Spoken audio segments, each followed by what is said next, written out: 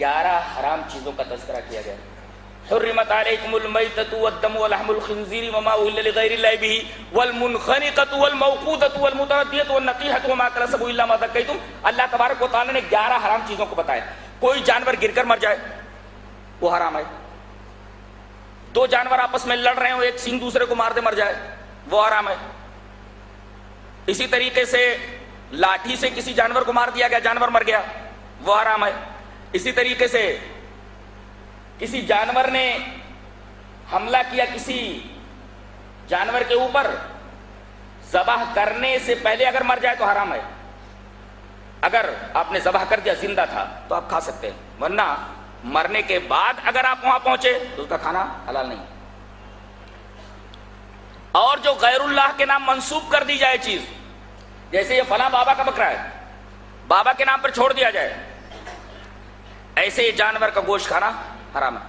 یہاں تک کہ یہ دیکھا گیا بعض جگہوں پر کہ وہ جو بوکر ہوتا ہے جس سے بدبو آتی ہے وہ بابا کے نام پر چھوڑ دیا جاتا ہے، سید صاحب کے نام پہ چھوڑ دیا جاتا ہے. وہ جب گلی سے گزرتا ہے عورتیں بیٹھی رہتی ہیں، کہتی ہیں سید صاحب جا رہے ہیں. اب دیکھو اس بدبودار بوکر کو کہتے ہیں کہ یہ عورتیں کہ دیکھو سید صاحب جا رہے ہیں. یہ بکرا در حقیقت کسی پیر کے نام منسوب کر دیا جاتا ہے، اس پر کسی پیر کا نام لے لیا جاتا ہے. اس کو کہتے ہیں وما اہل لغیر اللہ بہ. اور فرمایا گیا وما ذبح علی النصب، کسی استھان کے اوپر لے جا کر کے، کسی مزار کے اوپر کسی جانور کو کاٹ دینا، کسی استھان کے پاس جہاں کوئی بت ہو وہاں بھی اگر لے جا کر کے جانور کو ذبح کر دیا جائے، اگر اللہ کے نام پر بھی ذبح کر دیا جائے تب بھی حرام ہے. استھان کے اوپر اگر بسم اللہ اللہ اکبر کہہ کر بھی جانور کو کاٹا گیا تو ایسے جانور کا کھانا حرام ہے. وما ذبح علی النصب. ان تمام محرمات کو اللہ تبارک و تعالی نے تفصیل سے بیان فرمایا اور ایک اصول بتایا کہ ذو ناب، کچلیوں والے دانت جتنے جانور رکھتے ہیں ان سب کا کھانا حرام ہے. جو پوائنٹڈ اور نوکدار دانت ہوتے ہیں. اب کوئی پوچھے کہ چوہا کھانا حلال یا حرام، بولے حرام ہے. کیوں؟ کچلیوں والے دانت رکھتا ہے. بلی کھانا حلال یا حرام؟ حرام ہے، اس لیے کچلیوں والے دانت ہے. کتا کھانا حلال یا حرام؟ بولے حرام ہے، اس لیے کہ کچلیوں والے دانت ہے، ذو ناب ہے. نیولا کھانا حرام ہے، اس لیے کہ کچلیوں والے دانت رکھتا ہے. تو جتنے بھی کچلیوں والے دانت رکھتے ہیں جانور، پوائنٹڈ جو ہوتے ہیں، ان سب کا کھانا، جیسے شیر، بھیڑیا، گیدڑ، یہ سارے کے سارے ذو ناب ہوتے ہیں، یہ کچلیوں والے دانت رکھتے ہیں، لہٰذا ان سب کا کھانا حرام ہے. اصول دے دیا گیا. یہ تو جانوروں کے بارے میں. اچھا گھوڑا کھانا حلال ہے جی. اسی طریقے سے حرمت کے اندر بھی کیٹیگریز ہیں. مثلا ایک جانور کا کھانا حرام ہے مگر اس کا جوٹھا آپ استعمال کر سکتے ہیں. مثلا چوہا کھانا حرام ہے مگر اس کا جوٹھا آپ چاہے تو کھا سکتے ہیں.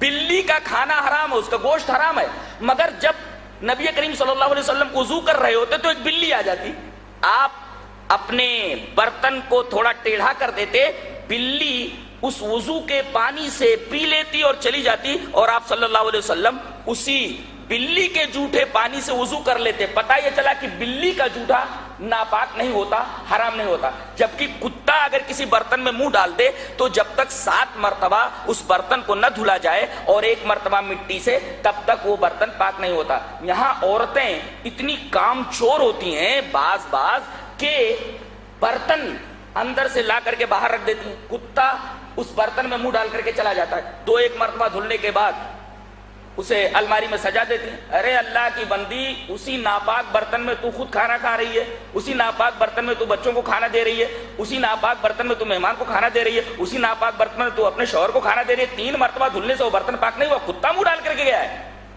جب تک 7 مرتبہ اس برتن کو نہ دھلا جائے اور 1 مرتبہ مٹی سے یا صابن سے، تب تک وہ برتن پاک نہیں ہوتا.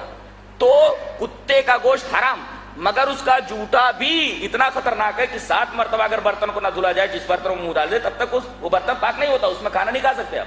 لیکن بلی کا جوٹا پاک ہے. دیکھو دونوں کا گوشت حرام ہے مگر کیٹیگریز ہیں حرمت کے اندر. یہ باتیں بھی پیش نظر ہیں.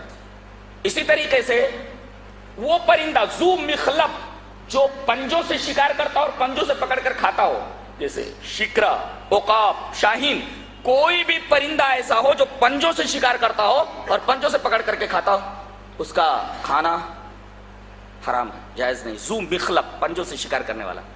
इसी तरीके से कुत्ते का जूठा तो हराम है, लेकिन अगर उसको सधा दिया जाए, आलिम बना दिया जाए, मुअल्लम बना दिया जाए, तो ऐसे कुत्ते का जूठा या वो मार डाले तो बगैर ज़बाह किए हुए उस जानवर को आप खा सकते हैं। लेकिन शर्त यह है कि कुत्ता मुअल्लम हो, इल्म दिया हुआ, ट्रेन किया हुआ।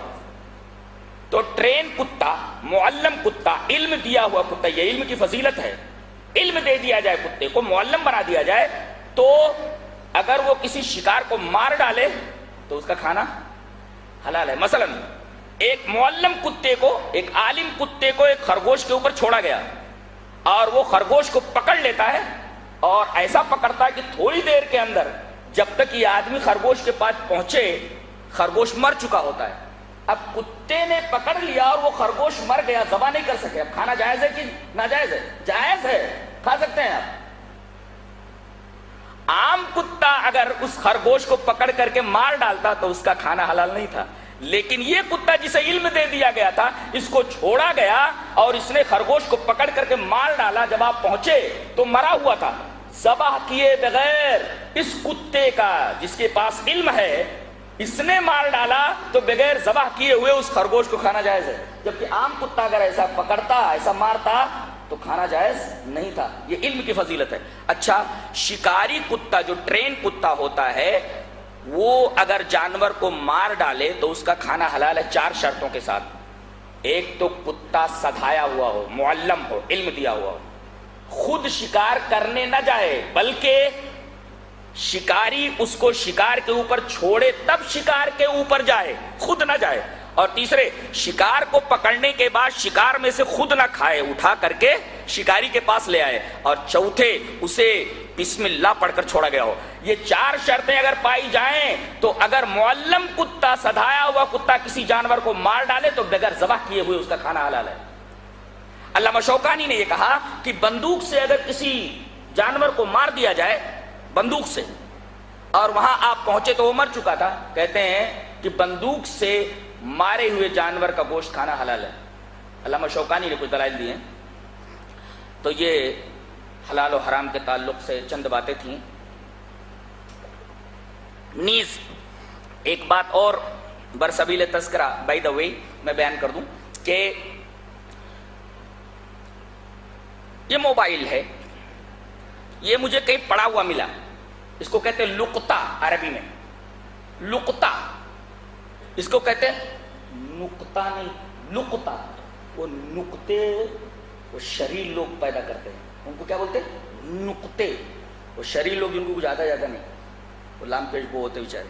तो ये लुकता, लुकता यानी पड़ी हुई चीज, पड़ी हुई चीज। अब ये मोबाइल मुझे पड़ी मिली, अब मैं इसका क्या करूं?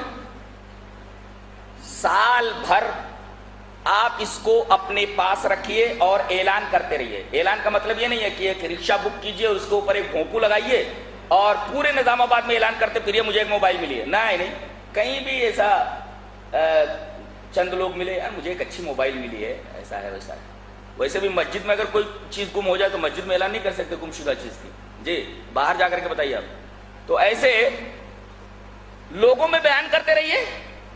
साल भर वो आदमी नहीं आया तो अब ये मोबाइल आप यूज कर सकते हैं, ये मोबाइल आप इस्तेमाल कर सकते हैं। साल भर से पहले नहीं, साल भर के बाद ये मोबाइल आप इस्तेमाल कर सकते हैं। लेकिन अगर ये मोबाइल वाला आ गया, इस मोबाइल का मालिक आ गया, तो आपको ये मोबाइल उसे वापस करनी है। इसे कहते हैं लुकता, और ये लुकते का मसला है। साल भर आप ऐलान करते रहिए, अपने पास रखिए, साल भर के बाद इस्तेमाल कीजिए, कभी आए तो आप मोबाइल उसको दे दीजिए। लेकिन रहन का मसला बिल्कुल इसके खिलाफ है। मैंने ये मोबाइल आपके पास रहन रख दी और आपसे 2000 रुपए ले लिए, इस मोबाइल को आप कभी इस्तेमाल नहीं कर सकते जी। मैं आपको 2000 रुपया दूंगा जब, तब आप मुझे मोबाइल वापस करेंगे। ये मोबाइल चाहे खराब हो जाए, चाहे किसी भी हालत में पहुंच जाए, इस मोबाइल को आप यूज नहीं कर सकते। इसका मतलब रहन का मामला लुकते के अपोजिट है। लुकते को آپ 1 سال بعد استعمال کر سکتے ہیں اور جب مالک آئے تو اس کو واپس کر دیں، لیکن رہن کی چیز کو استعمال نہیں کر سکتے۔ شے مرہون سے انتفاع جائز نہیں ہے، شے رہن رکھی ہوئی چیز سے انتفاع نہیں کر سکتے، اس کو استعمال نہیں کر سکتے، اس کو یوز نہیں کر سکتے۔